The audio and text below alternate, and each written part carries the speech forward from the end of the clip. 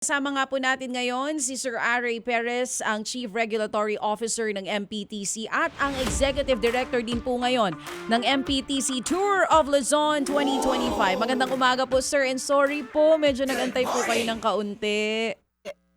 Magandang umaga po, Manong Ted Filon, saka DJ Chacha. Okay lang po.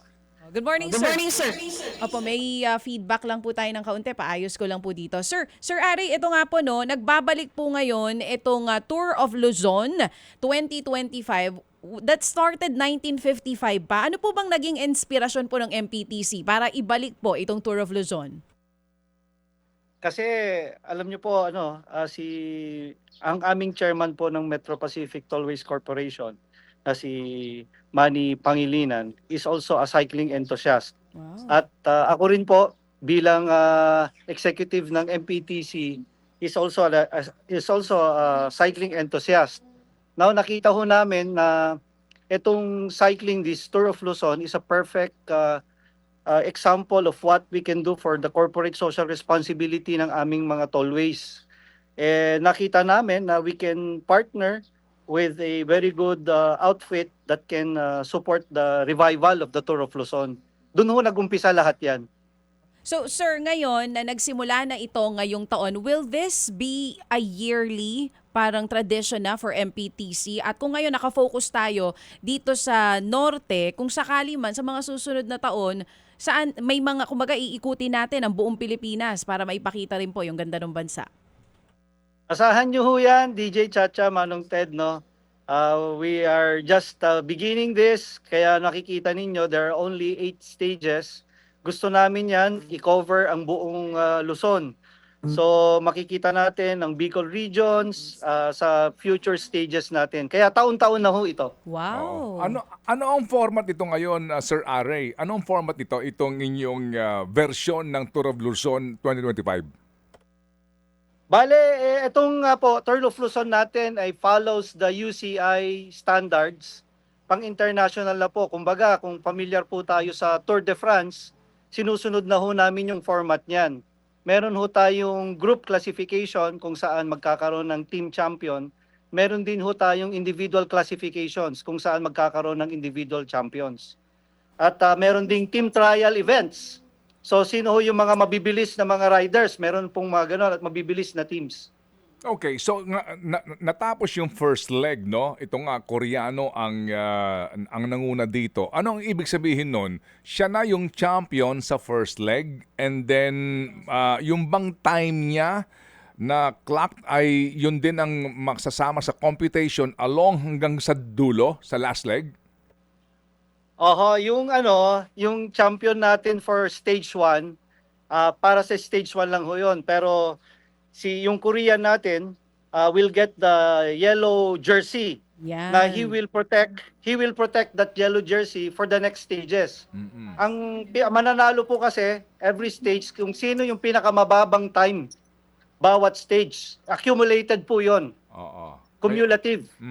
Yun. So kumbaga nga, maaring ikaw hindi nakakuha ng first leg, babawi ka sa second, and then eventually may overall champion, ganon. Ganun po 'yon. Oo. Pagsasama-samahin ho yung time nila for every stage per individual at saka per team. Okay. Sino ho yung pinakamababa, yun po yung magcha-champion for teams and for individuals. Sige, so sa individual kahapon itong ating guest na Korean, participant, paano ang kwentada sa team? Paulit po, Manong Ted, sorry po. So paano yung kwentahan yung sa team sa team scoring? Paano? Oo. Sa pagkakaalam ko po, there are 7 riders per team. Ngayon po, ang binibilang talaga dyan yung first 4. So yung first 4 na pinakamababa dyan ay doon nakakount yung... But actually, hindi lang ho yung first 4 pala, no? Lahat ng mga time ng mga 7 riders will be totaled together. Yun. At saka kung ano yung total nun, at sino pinakamababa, yun po yung number 1. So dapat dito lahat ng member ng team nakakatapos ng bawat leg. Dapat po 'yon. Pero ganito po 'yan, meron pong rule din na kasi hindi maiiwasan na mababawasan yung mga riders kasi nagkakaroon ng mga aksidente o Yes. minsan hindi na kayang tumuloy. Mm-mm. So meron pong rule na minimum ay 4 cyclists per team na makatapos all the way to stage 8. Oh, doon sa minimum na 4, best score nila yon. Doon sa kung 7 sila o 6 na natira dito, kukunin pa rin yung best score, best time nung 4. Ganon. Tama po, tama po. All right. Dito ba walang babae nakasali? Wala po. Siguro sa mga susunod na mga gagawin natin, pagsasama din tayo ng event para sa mga babae. Pero Kasi mahirap po magsama, mag-mix. Iba yung sa babae. Pero, para Oo. doon sa mga cycling enthusiasts tulad ni Sir Aray, Oo. pwede sumali ang mga babae sa Sunday. Executive race ang tawag. Sige, sumamay pag-usapan natin yan, yes. executive race na Oo. yan. Ano? So sige, so dito ngayon sa Tour of Luzon na ito, ano premyo dito, Sir Aray? Bale, ito po, napaka gandang balita ho ito para sa Tour of Luzon. Meron pong tayong total na 6.5 million worth of prizes. Cash prizes pa lang po ito. Wow. Aside from those, from in-kind. Yung pong team champion will get 1 million. Tapos yung individual champion will get 500,000. So cash lang po yon. Marami pa hong mga freebies, marami pa pong in-kind. Oo, yung bawat leg na champion na individual, may premyo na yon. Meron po yon. Meron din pong cash prizes po yon. Okay, yung binabanggit mo na 1 million pesos sa team tsaka kalahating milyon sa individual, sa dulo na yon, sa final lap. Opo, hanggang stage 8 na po yon. So, then na po yung finale na yon. So, kung sino ho yung team champion will get 1 million. Sino po yung individual champion after 8 stages, makakakuha ko ng 500,000. Okay. Wow. Sige. So maliban doon, ano pa ang ano pa ang mga papremyo ninyo? Meron bang libreng bakasyon? Meron bang mga libreng Mga libreng mga bisikleta o ano man? Mayroon po tayong for every stage po meron po tayong mga pinamimigay na mga health watches coming from MWell. Ito po yung produkto ng MWell na mga health watches, pati ho yung ring. So lahat 'yon magka-connect, na-monitor yung health natin. Meron din po tayong mga free mga stay sa mga hotels na mga selected partners natin.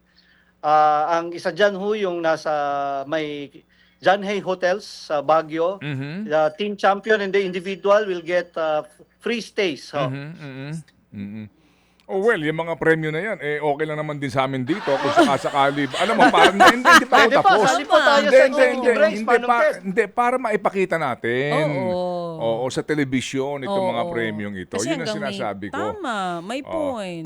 Kailan ang inyong dito, ang timetable ninyo, Sir Aray, kailan ang last leg at saan? Ang last leg po natin will be on May 1.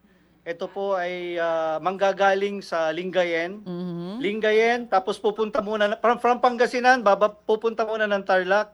Tarlac all the way to, all the way to Cannon Road, to Wow. Janhay, to Baguio. Yun po yung penultimate stage. Ilang kilometro yun? Yung Eagle of the Mountain Award po Eagle yun. of the Meron magkakaroon Mountain. po yun.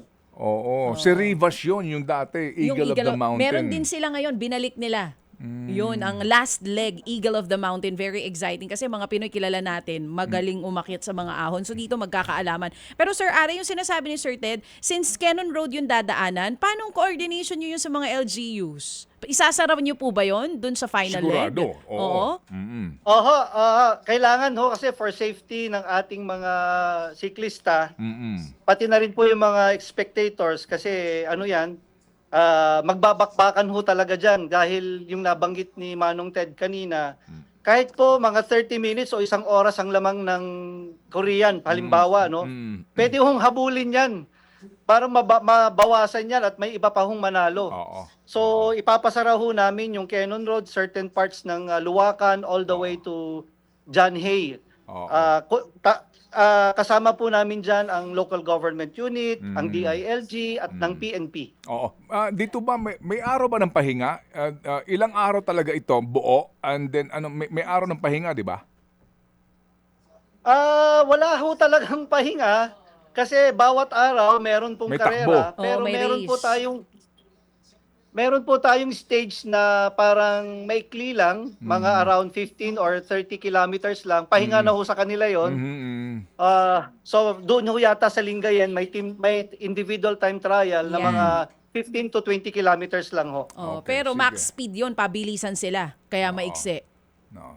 Oo. Opo, oo. opo. Sige, oo. sige. Ganito, dito ngayon sa inyong participants, ilan taon yung pinakamatanda? Meron po kasing mga 29 o mga 30s, mga ganun ho, early 30s. Wala ba mga 60? Baka sa executive race meron. Sa Ganon. executive yung sa race, Manong Sunday. Ted, Sige, meron yan. ho Pag-usapan na natin Baka- yan. Eto. Okay, okay. Eto May yung sina- nakikita pa ho yata ako na mga close to 70 sasali. Eto na, for cycling enthusiasts, Alam yung mo mga kung, hobby ay cycling. Ito ang para sa inyo. Executive race on Sunday. Sir Ari, are you gonna join on Sunday? Oho, sasali ho tayo. Oo. Excited na ho ako dyan. Eto. So, paano pwedeng sumali pa rin yung mga kapatid natin? Saan ang ruta? Ilang kilometro ang ibabike para sa babae at para sa lalaki? Well, sa unang-una ho, yung registration, hanggang today na lamang ho. Unfortunately, pero may magkakataon pa hong makahabol yan today.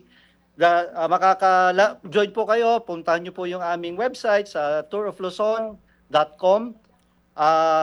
Yun pong stage natin ay manggagaling sa Clark sa may Mimosa. Papunta ho yan sa pinakamabagong city na New Clark City. That's 84 kilometers. 84 kilometers Medyo lang? Kaya ni Ted Filon 84 yan. kilometers lang ang Wala ba gagawin mas ni mahaba DJ Chat. dyan? Kaya ni Ted. Manong Ted yan. Ha?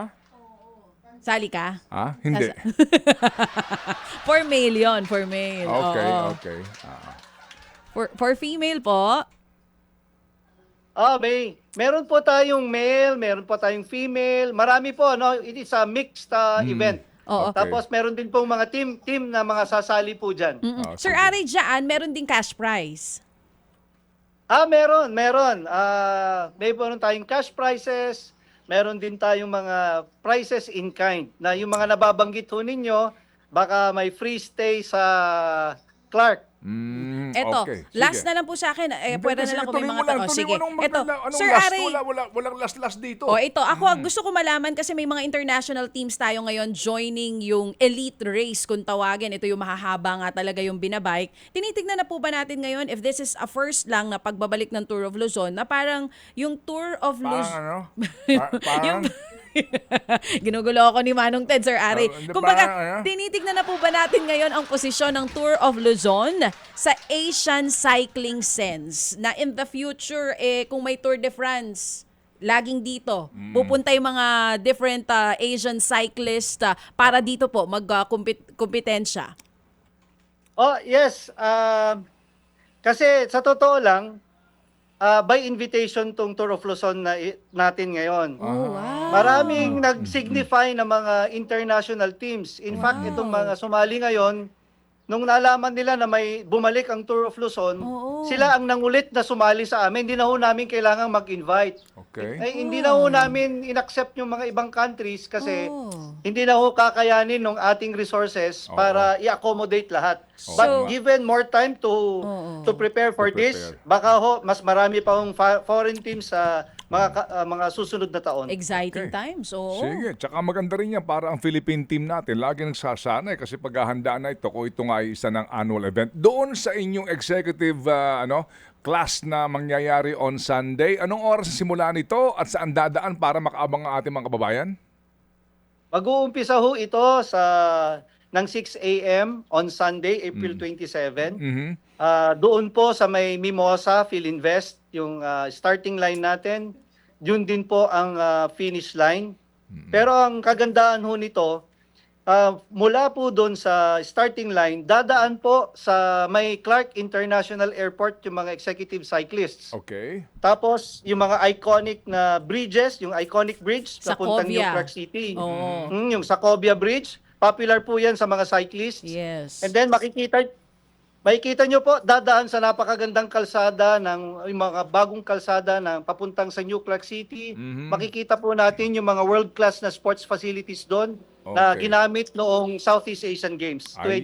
2019. Okay, sige. So, at ito'y maaring masubaybayan ang Tour of Luzon mismo at saka itong ating executive class na ito sa Pilipinas Live App, Sir Aray. Yes, abangan ninyo po ang live feed sa ang Tour of Luzon sa Pilipinas Live. Live din po 'yan sa aming webpage at saka sa Facebook ng Tour of Luzon. Marami pa hong bakbakan na mangyayari kasi we're just beginning, nasa stage 2 pa lang ho tayo. Makikita ho natin yung positioning, yung mga strategies ng mga teams in the coming days. Dahil mga veterano, karamihan ng mga sumali dyan, kukunti lamang po yung mga talagang mga baguhan. Tapos sa executive race, makakakita po tayo ng mga personalities like DJ Chacha, ang ating pong secretary ng Department of Transportation, si Matapos Secretary sana. Vince will be joining them. Wow, He will Sir be joining there. Vince. Oo. Oho. At ang presidente ng Toyota Motor Philippines, Will also na be si joining. Mr. Hashimoto will be joining that executive race. Wow. At siyempre po, nandyan din po si Philippine Sports Commission na si Chairman Bachman. Okay. Sasali din po siya. Okay. Among other personalities na sasali po. Sige, isa lang ang aking panawagan kay Chacha. Siguraduhin mo may pasok sa Lunes, ha? Meron yan. Okay. Oo naman. Sina Sir Malakas Aray ang balita bahala ko po, sa Manong akin. Ted, napakalakas po ni DJ Chacha. Ay, Kaya nako. baliwala yan. Malakas kumain, yes! Huwag mo akong sigawan. Hindi Inuunahan kasi, mo ko eh. baka mag-expect Excited sila ka eh. Nag-remind na nga si Mama. Ah, Doon lang daw nalin. ako sa dulo. Mga budol po, mga cyclist, kunwari mahihina pero malalakas yan. Hindi, kasi nakita ko bisikleta nito eh. Nakita mo? 4x4 eh. Maganda ho ang bisikleta ni DJ Chacha. Ang laki ng gulong. Parang gulong ng truck eh. May makina pang akyat sa ahon. Oo, May sige, makina pang anyway. akyat eh. So Sige. ayan, nako, So, I'll ngayon, see you in the iconic bridge. nandun ka? Sa San Monico Bridge. Doon ako mag-aabang sa iyo. Sige. Salamat, Sir Aray, Thank ha? you, sir. Opo, at good luck sa inyong napakagandang adikain na ito. Yes. Mabuhay ang mga participants sa Tour of Luzon at maging sa mga organizers nito. Salamat na marami, Sir Aray. Mabuhay po kayo. Maraming salamat po. Thank you very much.